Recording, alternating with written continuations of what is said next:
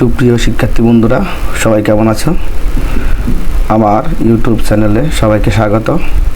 আজকে নতুন একটি টপিক, নাম গুণিতক। প্রথমে দেখে নিই গুণিতক কাকে বলে। কোনো সংখ্যাকে পূর্ণ সংখ্যা দিয়ে গুণ করলে যে সংখ্যা পাওয়া যায় তাকে ওই সংখ্যার গুণিতক বলে।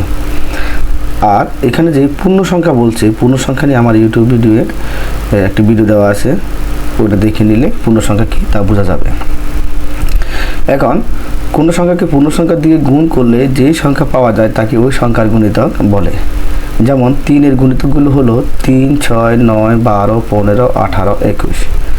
এখন 3কে আমরা যদি একটি পূর্ণ সংখ্যা দিয়ে যদি গুণ করি তাহলে এই গুণিতকগুলো পাওয়া যায়। যেমন 3-এর সাথে যদি 1 গুণ করি 3 একে 3, 3-এর সাথে 2 গুণ করি 3 2 6, 3-এর সাথে 3 গুণ করি 3 3 9, 3-এর সাথে 4 গুণ করি 3 4 12, 3-এর সাথে 5 করলে 3 5 15। এইভাবে যত একটি করে পূর্ণ সংখ্যা দিয়ে গুণ করা হবে একটি করে গুণিতক পাওয়া যাবে। এখন গুণিতককে মনে রাখার সবচেয়ে টেকনিক হলো যে গুণিতক হলো নামতা। আমরা ছোটোবেলায় অনেকগুলো নামতা শিখেছি, 2 3 4 5 6 এভাবে 10, অনেকে 15, অনেকে 20 পর্যন্ত ছোটোবেলা আমরা নামতা শিখেছি। আসলে নামতা পড়তে গিয়ে আমরা যে সংখ্যাগুলো পেয়েছি ওগুলি হলো গুণিতক। যেমন আমরা 3কে এখানে যদি নামতা আকারে পড়ি 3 একে 3, 3 2 6, 3 3 9, 3 4 12, 3 5 15। দেখা গেল 3-এর যে সংখ্যাগুলো পেয়েছি আমরা 3 6 9 12 15, এগুলো নামতা আকারে এখানে পাওয়া গেছে।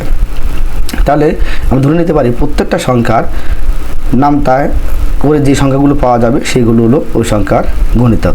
তাহলে সংক্ষেপে মনে রাখার, গুণিতককে সংক্ষেপে মনে রাখার একমাত্র বুদ্ধি হলো বা টেকনিক হলো নামতা। গুণিতক হলো যে কোনো সংখ্যার নামতা। যেমন 2-এর এখানে 2 4 6 8 10, 3-এর 3 6 9 12 15, 4 একে 4 4 যদি আমরা নামতা পড়ি 4 একে 4, 4 2 8, 3 4 12, 4 4 16, 4 5 20।